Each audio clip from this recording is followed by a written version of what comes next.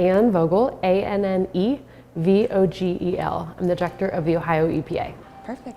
So first, yeah, just kind of tell us about yourself, how you became to be the director of the Ohio EPA. Well, it's a huge privilege to be asked by Governor DeWine to take on this job. I guess almost a year ago this time. I was Governor DeWine's policy director during the first term, and then when Lori Stevenson retired, the governor asked me to come over to the Ohio EPA and take this on as director. Awesome.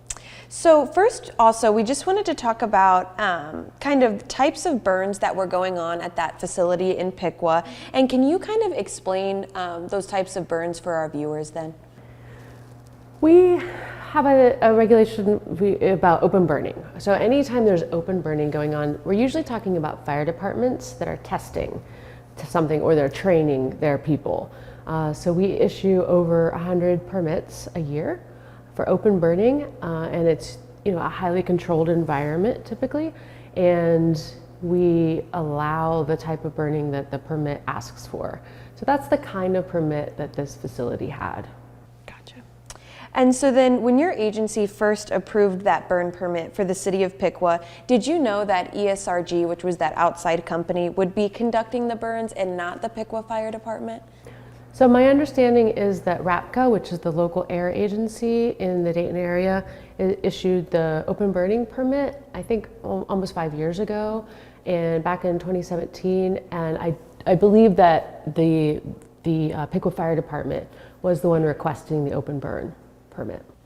Okay, and then according to your agency, Piqua firefighters weren't on scene for the burns. Was that your understanding that they would be, or was it up to ESRG, that outside company, to contract firefighters to come learn about those burns? Right, and so the Ohio EPA obviously can't be physically present for every open burning permit person that gets an open burning permit. So we wouldn't necessarily know, and so it is up to the fire department. They got the permit to be physically present, and then up to the company to make sure that firefighters are there, yes. Okay, because the Piqua Fire Department, they didn't have firefighters on scene, right? So what does that kind of mean to you and your agency then? Would you say that was obviously a mistake then, or how would you describe it? Right, so once we learned the facts and learned what was actually going on this site, we did issue a notice of violation, which is the beginning of our enforcement process, and we also revoked the burning permit, the open burn permit, once we learned that they weren't following the restrictions of that permit. And then, do you know if ESRG has any other complaints filed against them in the state of Ohio? I don't know the answer to that. We're just starting the process of learning what was happening at the company, at this site. So I am not certain the enforcement status of ESRG. Okay. And then do you know, I know kind of the same, but if ESRG was conducting any other lithium ion burns at any other facilities in the country? Not to my knowledge, but I wouldn't know that. Okay. And then why burn batteries like this instead of recycle them? It's a great question, and I think it's important that we do have this type of training for firefighters, because as you know, Ohio is starting to have more manufacturing facilities, manufacturing batteries, lithium batteries, and so we do need to know how to put out these types of fires. This is important training, this is important work. After they are used, these batteries might be able to be recycled, and there are companies investing in that research too. But we're really talking about what if there's a fire at one of these facilities where they're being manufactured or stored. It's important that we know how to put out this type of fire. That is very important work. Gotcha. And then is there a safe way to dispose of lithium-ion batteries? Again, that is research that is being done across the country as EVs are becoming more popular, as we need more of these batteries, as we're starting to manufacture more of these batteries, and the large automakers are looking into that research, how to recycle, how to reuse. I believe that there are and will be safe ways to dispose of them, yes. Yeah. And then, according to the EPA's site inspection report, there were 27 complaints made about the burn program, including one from a business who had to close operations for a day because of the fumes. So do you think that people who live or work in that area or near that facility should be concerned for their health? I always encourage anybody who's concerned about their health to go to the doctor. I mean, that is, everybody needs to be protective of their own safety. What we know from what we have modeled, since we've gotten data from ESRG, and then the air testing that we're aware of suggests that, to the extent there was smoke at any time, it did dissipate pretty quickly and move away from the city of Piqua. Okay.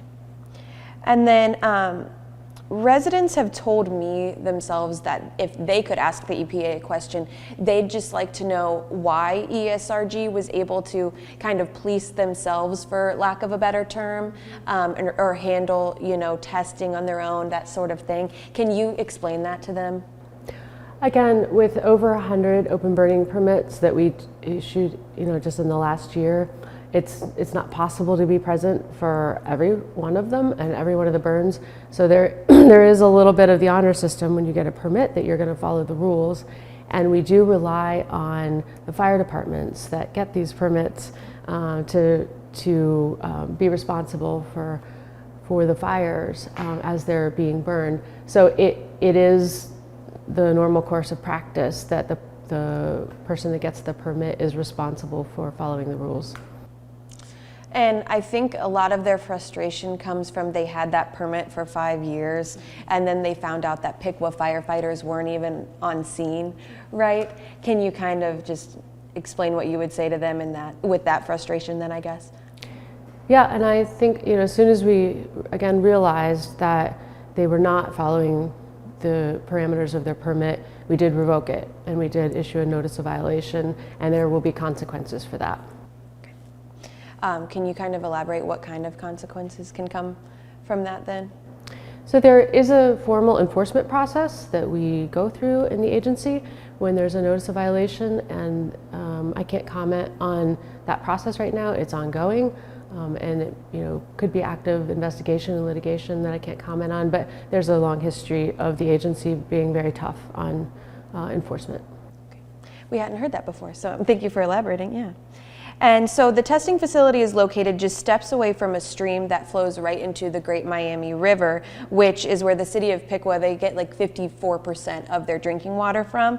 Were there any steps being taken by the city or ESRG that you know of to make sure runoff didn't make it into the Great Miami River? Yes, and that was one of the first things that we looked into, to make sure that the water was being handled appropriately. And to our knowledge, all of the water that was used in any kind of firefighting or to cool the batteries was being captured in basins. There was a grate that looked like a storm sewer, but it was not. It was actually catching all of the runoff. So that process was protective of the river. There was no discharge to the drinking water source. Okay. And then, according to your agency, ESRG was testing air emissions during some of the burns. Is it normal to have companies conducting burns like this to conduct its own air quality testing? It is normal. Yeah, in fact, it's required of them that they do that. All over the state of Ohio, we've got very sophisticated regulated entities that have their own monitoring. This is important for their own workers. It's important for the conditions of their permit. For whatever reason that they might have their own, it is standard operating procedure that they would be monitoring the air. And did you see any of their results from their air quality testing? I believe that our Division of Air Pollution Control has received a lot of the data from the company for air results that we would be able to use to model what would have been happening at the time of the burns, yes. Okay. And then what do you say to residents who feel that your agency should have been doing environmental testing on the soil, air, water during the time that those burns were taking place? So I appreciate that, folks always would like us to be doing more across the state of Ohio. And again, with limited resources and limited employees and staff and ability to do that, we'd just couldn't physically be present everywhere across the state. But again, once we do know that something is happening outside the parameters of a permit, we act very quickly to make sure that they come into compliance. And then why wasn't there any environmental testing done during the past years related to the burn program? So in that 5 years then, you kind of just spoke about it, but. Yeah, I think that, so the company was doing modeling. Of course, RAPCA is in the area, so it's not that there was nothing being done. We knew that they were appropriately handling the water, for example. So, you know, again, once we knew that the burn the parameters of the open burn permit had been violated, we immediately took action to stop it. Okay. And then I know you had all received complaints for quite a while, at least since May of this year. Some residents say they've, you know, went to city officials and whatnot, even before that. Can you specifically say why a representative from the EPA didn't go check on them in the last 5 years? I mean, is it because they felt there was no reason to then, or just kind of specifically explain? In the last 5 years, yeah, I don't believe we had a reason to. Certainly since September, I think, of this year, when we were getting complaints, we've been working very closely with Piqua to understand what they were going to do in terms of testing around the site, and we've worked very closely with them to make sure that environmental testing was done immediately after we had issued the notice violation. And I think part of residents, I guess concern I should say, is this is the only facility in Ohio that is burning lithium ion batteries. So maybe why didn't agencies come check on it more often then? It's a good question. I don't know that it's the only one. Again, I do think this is going to be kind of emerging research around the country. And so, yeah, I'm aware that there's limited data on how to do this sort of testing. And so, you know, as we learn more, you know, maybe we will update and look at our procedures going forward. But at the time, I don't believe we did anything, you know, outside what our normal course of action would be with this kind of permit. The EPA told us, or confirmed with us, that this was the only one in Ohio that was burning lithium ion batteries right now. And then I guess now moving forward, will you do more site inspections on a facility like this if another one were to open up and start, you know, doing more research on lithium ion batteries? I think if we get another request for an open burn permit that we knew was going to involve lithium ion batteries, yeah, I think we'd take a closer look and make sure that we were on top of what they were testing for and what they were monitoring for in the air. But until we have one in front of us, I don't know that I could say what more we would, or differently we would do. Yeah. I guess looking back now, do you feel that maybe more should have been done by the EPA or other agencies to ensure the city and the company were following the rules? I think we have a great relationship with our local partners, and certainly we've been working with them closely to make sure that that moving forward, folks in Piqua can be confident that their water and air and the soil at the dog park, for example, is okay, and that they're not at any risk. There's no risk to human health. And so all we can do really is move forward with our partners at Piqua to be protective of human health and the environment going forward. And whose responsibility is it specifically to ensure that burn permits are being followed then? So it's the people who get the permit. It is required of anybody that gets a permit from us that they follow the restrictions of whatever it is they ask for in the permit and that our folks issue the permit for. So I appreciate that folks don't maybe trust, the people who got it, but that is how the system works. And I think the vast majority of the time, folks are following the rules and it is a responsible process.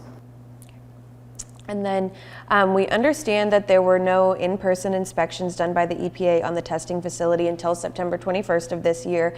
How often should those inspections be conducted, especially knowing how dangerous lithium ion can be? I know you kind of touched on this before, but.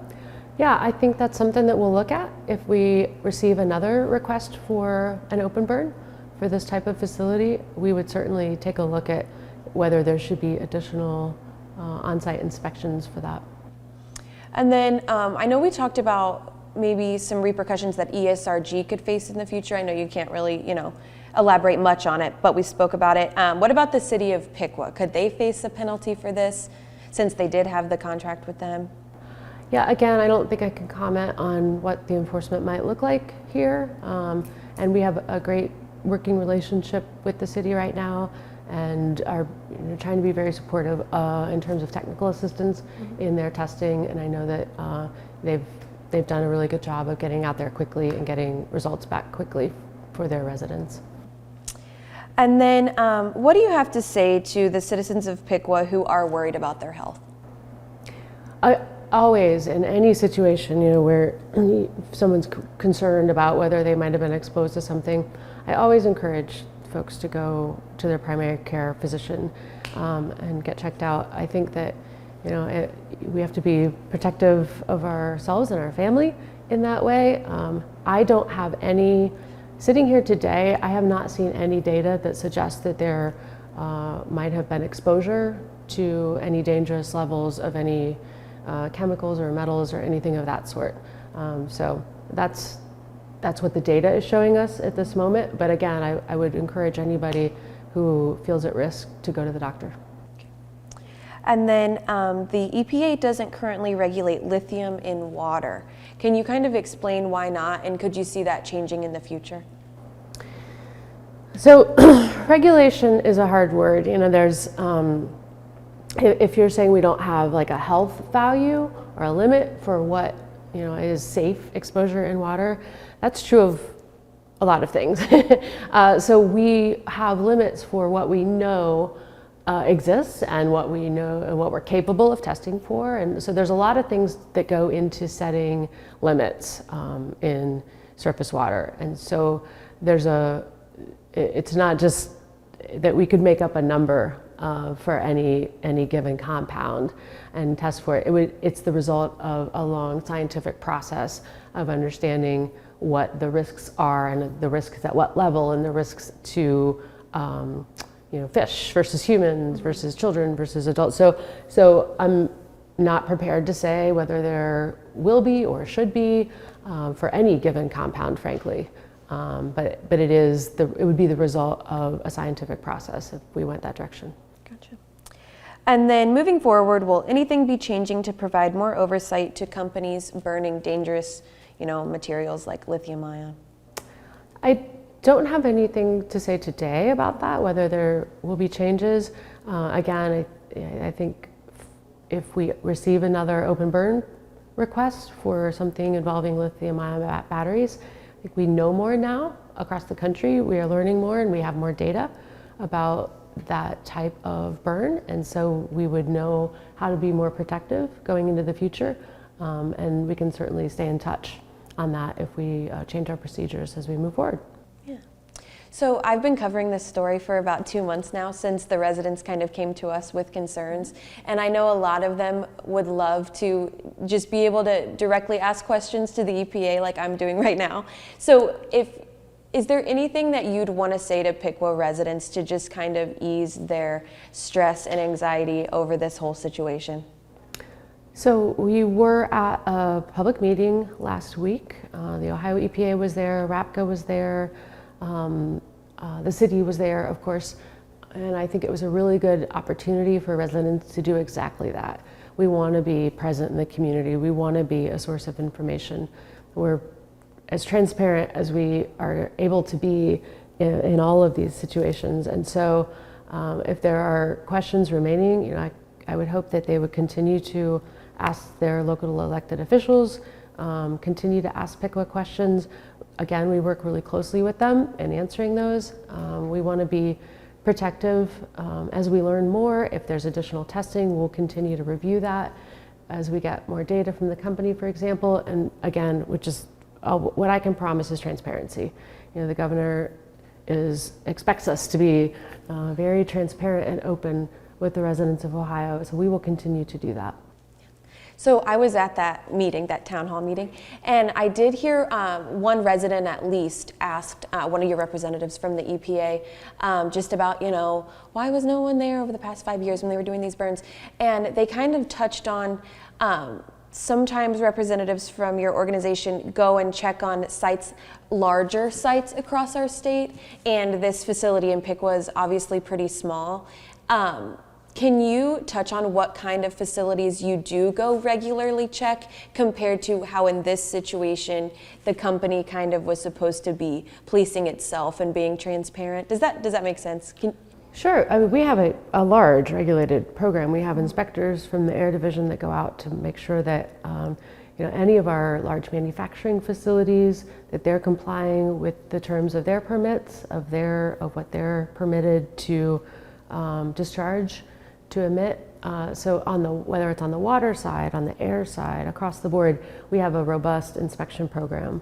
And so we have inspectors out in the field every single day across the state of Ohio, ensuring compliance with our permitting. Yeah.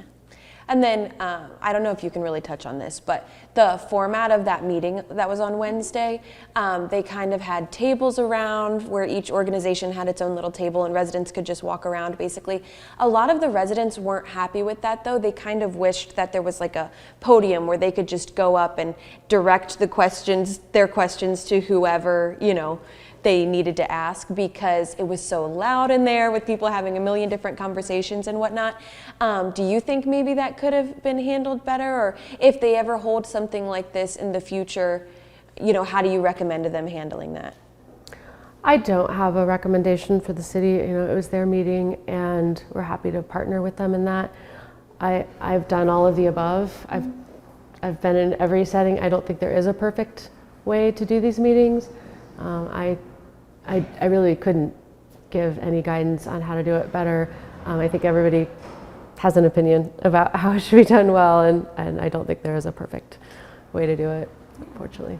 Well, is there anything else that you want to add about the, burning of the lithium-ion batteries, about ESRG, or just anything else that you'd want to say to the citizens of Piqua then? I don't have anything to add. Thank you for covering this. I appreciate it. I appreciate the opportunity to talk with you this morning, and again, just reiterate our commitment to be fully transparent and open with the residents. Well, thank you so much for meeting with us too. We really appreciate it. Yeah, of course. All right. Happy Thanksgiving. Yeah, thank you. Thank you so much. Do you mind if I just take one shot of it too? It'd be like walking down the hallway towards me. It's just that silly introduction shot. Okay, I'm good. Well, it's good then. You've got, what, 3 more days? Do what? Just go to the end of the carpet. Oh, okay, and then walk towards him. He's always having me do this, no matter who. Yeah, yep. We went to the University of Cincinnati, so I did my sweeps story. Do you know about sweeps? Yeah. Reporters have to do like one bigger story a couple months a year on this, and we